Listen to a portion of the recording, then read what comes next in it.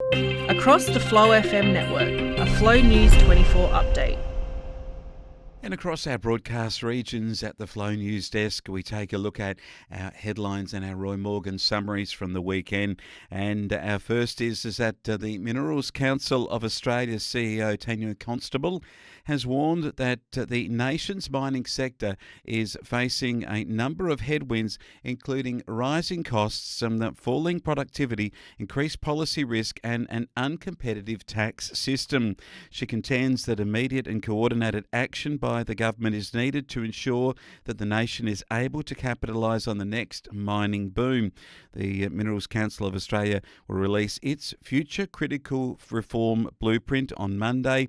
It highlights the economic contribution of the nation's mining sector and the massive investment in new mines that will be required globally in coming years to respond to the energy transition.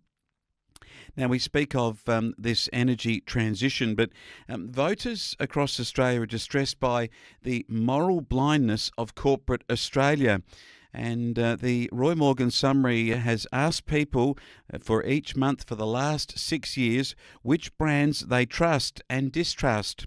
Releasing its latest survey results for the 12 months to June in the week ending 1 September, it found that the level of total distrust for the brands of the industry is at its lowest point in the surveys since they began 6 years ago, claiming that poor behaviour since the start of the pandemic in 2020 has led to a dramatic increase in the distrust for corporate Australia.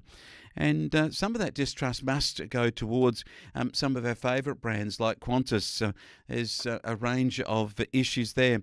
And that goes through to mining companies. And then it has to also go through to governments and others too that are also in the ire of the voter. But certainly corporate Australia and the banking sector and others are amongst those that brands people have begun to distrust.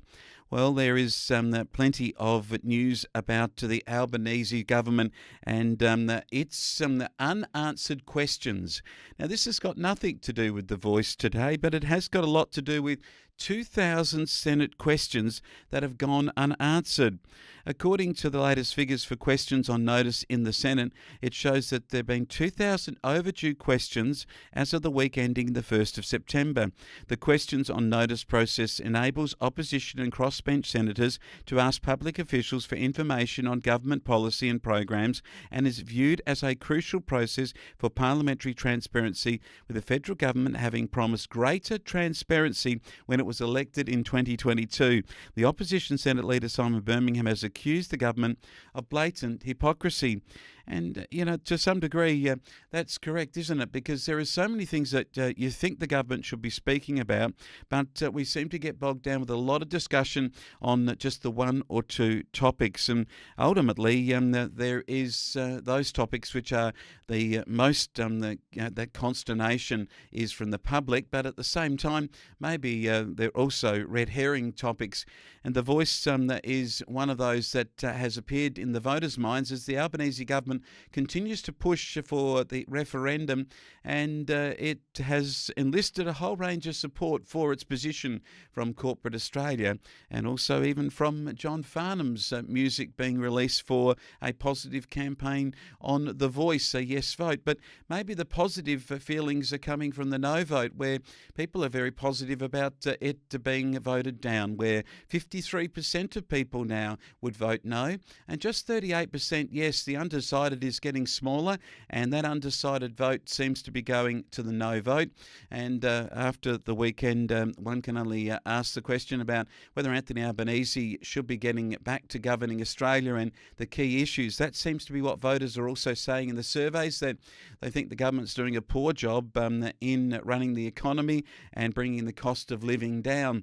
And that might have a very real impact on the federal government electorally. And finally, the Roy Morgan summary from The Australian. The Shadow Communications Minister David Coleman will table a private member's motion today that will force debate on the federal government's misinformation and disinformation bill for the first time since the draft legislation was released in June. The draft legislation has attracted criticism from a wide range of groups, including human rights advocates, lawyers and the media union, with one of its most controversial provisions stating that content authorised by the government cannot be classed as misinformation. And of course, we know that governments of the day have been misinforming the public on a whole range of issues in order to get what they want, but at the same time the public is fighting back, at least at the polls, when hopes that they can fight back at the referendum poll, and they'll fight back at future polls, because this misinformation bill, as David Coleman contends, that the draft legislation is deeply flawed and that the government should scrap the bill. And we've talked about it here on this program before. It is a very contentious piece of information and disinformation. Who is the one that arbitrates over it? If it's a group called the ACMA, do they even want to arbitrate over it?